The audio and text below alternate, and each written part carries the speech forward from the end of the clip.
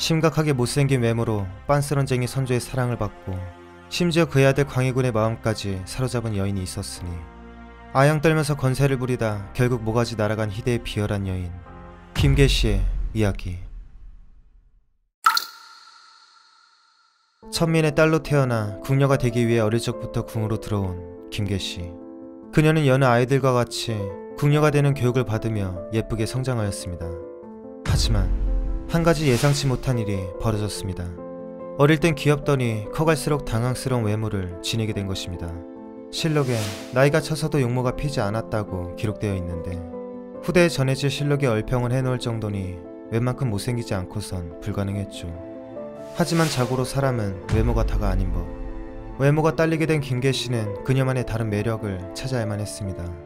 그렇게 해서 찾은 것이 바로 두뇌와 말빨이었습니다.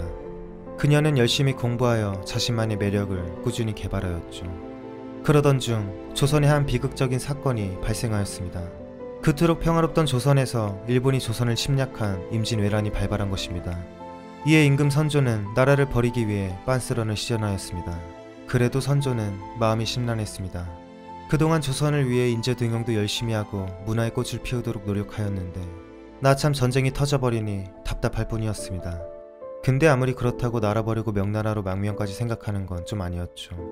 여하튼 어떻게든 명나라로 튀고 싶은데 그건 개호바람에 말리는 신하들 때문에 울적해하던 찰나 그의 눈에 들어온 한 궁녀가 있었습니다.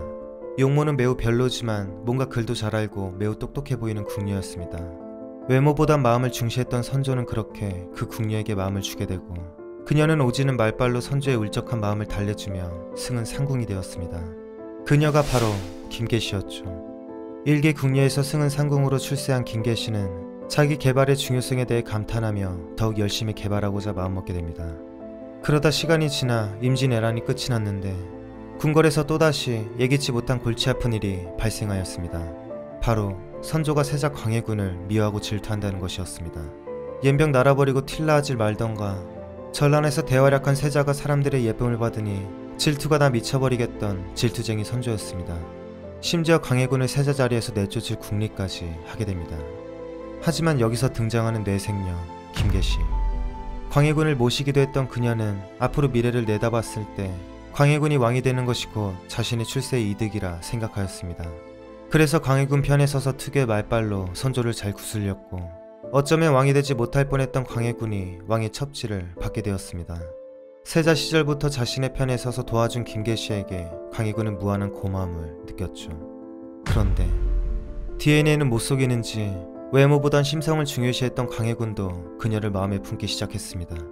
뛰어난 두뇌로 일처리를 야물딱지게 잘하는 그녀의 모습에 광해군은 단단히 뻑가버린 것입니다.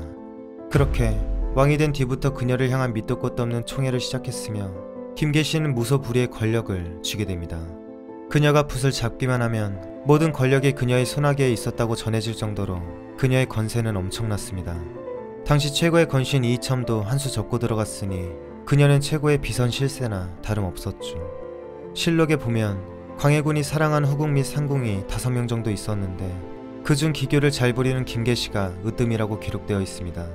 여기서 기교는 흔히 말하는 방중술로 해석됩니다. 하지만 안타깝게도 자리가 사람을 만든다는 말처럼 자기 말이면 뭐든 들어주는 임금이 존재했으니 그녀는 눈에 뵈는 게 없었습니다. 자신에게 아부떨며 뇌물 주는 사람을 관직에 등용하기 시작했는데 시간이 지날수록 이러한 매간매직이 정도를 넘어서게 되면서 김계시의 재산은 날이 갈수록 불어나기 시작했습니다. 물론 그럴수록 조정은 그냥 개판이 되어가고 있었죠. 광해군이 정신병으로 인해 폭정을 행할 때에도 그녀는 더욱 부추기며 사리사욕을 채웠습니다. 당연하게도 저렇게 선식에 넘는 김계시를 당장 뚝배기 깨야 된다고 신하들이 주장하니 오히려 그들을 유배 보내는 지경이었습니다. 이처럼 광해군은 김계시에게 단단히 빠져 있었죠. 그렇게 점점 날이 갈수록 미쳐 날뛰는 광해군과 김계시의 콜라보가 진행 중이던 와중 어느 날 누군가가 김계시에게 찾아와 말했습니다. 반정을 일으킬 예정이니 이 뇌물이나 처먹고 도와주시길 바랍니다. 사실 그동안 광해군이 잘못된 짓을 하고 있다는 것을 그녀는 몰랐던 것이 아니었습니다. 그냥 자신의 건세를 위해 광해군을 조종한 것일 뿐이었죠. 결국 올 게 왔다 생각한 뇌생녀 김계시는 그렇게 좋아하는 뇌물을 받아 처먹고 반정 세력과 결탁하게 됩니다.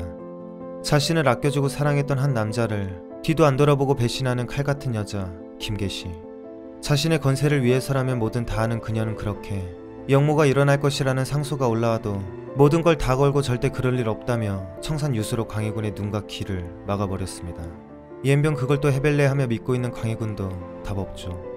결국 1632년 반정 세력은 김계시의 도움을 받아 인조 반정을 진행하였고 아무것도 몰랐던 광해군은 그렇게 붙잡혀 폐위되었습니다. 그리고 김계시는 한가로이 절에서 불공을 들이다가 반정이 일어난 것을 듣고 민가에 지죽은 듯이 숨어 있었습니다. 앞으로 자신은 또 어떠한 건세와 부귀를 누릴지 행복한 고민을 하고 있었죠. 하지만 왕을 조종하며 폭정을 부추기다 마지막엔 배신까지 때리는 그녀를 반정 세력은 결코 살려둘 생각이 없었습니다. 두 임금의 마음을 사로잡다 못해 나라까지 뒤흔들어 버린 김계시는 결국 붙잡혀 목이 댕강 날아가게 됩니다.